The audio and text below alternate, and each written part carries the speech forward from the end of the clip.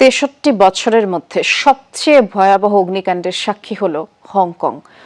৮ শতাধিক ফায়ার ফাইটারের নিরলস চেষ্টায় প্রায় ১৯ ঘণ্টা পর নিয়ন্ত্রণে এসেছে উত্তরাঞ্চলীয় তাইপো ডিস্ট্রিক্টের হাউজিং কমপ্লেক্সের লাগা আগুন। এরই মধ্যে ভয়াবহ এই দুর্ঘটনা কেড়ে নিয়েছে ৫৫টি প্রাণ। এখনো ২৭৯ জন নিখোঁজ।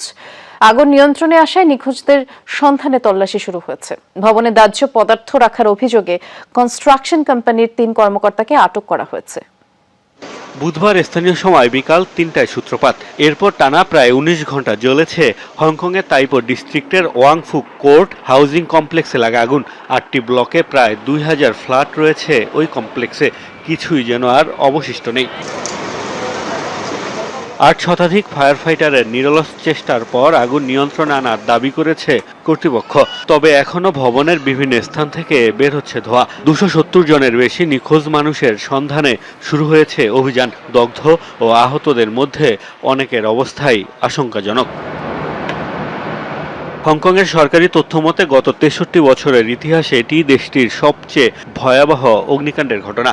সবশেষ আদমশুমারি অনুযায়ী কমপ্লেক্সটিতে ৪,৬০০ বাসিন্দা ছিল, যার মধ্যে প্রায় ৪০%-এরই বয়স কমপক্ষে ৬৫। এই অগ্নিকাণ্ডকে লেভেল 5 ক্যাটাগরিতে শ্রেণীভুক্ত করা হয়েছে, যা ভয়াবহতার মাপকাঠিতে সর্বোচ্চ। ভবনের চারপাশে নির্মাণ শ্রমিকদের কাজের জন্য বাঁশের মাচা তৈরি করা হয়েছিল। এতেই আগুন দ্রুত ছড়িয়ে পড়ে ভয়াবহ রূপ নিয়েছে। এছাড়াও ভবনের জানালাগুলোতে অত্যন্ত দাহ্য পদার্থের অস্বাভাবিক উপস্থিতি পাওয়ার দাবি করেছে ফায়ার সার্ভিসের কর্মকর্তারা।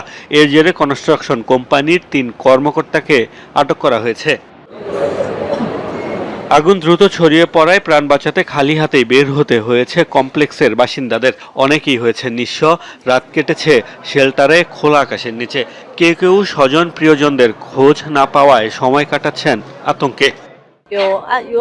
আমরা ২০ বছরেরও বেশি সময় আগে এখানে ফ্ল্যাট কিনেছিলাম। নিজেদের সব জিনিসপত্র এই অ্যাপার্টমেন্টে ছিল।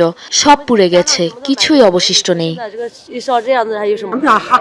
যখন বাইরে হাঁটছিলাম দেখলাম ভবন আগুনে পুড়ে যাচ্ছে। বুঝে গেছি বাসায় আর ফিরতে পারবো না। আমার অনেক বন্ধু পরিচিত এই কমপ্লেক্সে বাস করে। তাদের অনেকের সাথে যোগাযোগ এখনো বিচ্ছিন্ন। এখনো জানা যায়নি আগুন লাগার কারণ। বাসিন্দাদের অভিযোগ, জানালায় নির্মাণ শ্রমিকরা নিয়মিতই সিগারেটের অবশিষ্টাংশ ফেলে থাকে, যা থেকে অগ্নিকাণ্ডের সূত্রপাত হতে পারে বলে ধারণা তাদের। মোস্তফা মাহমুদ, যমুনা নিউজ।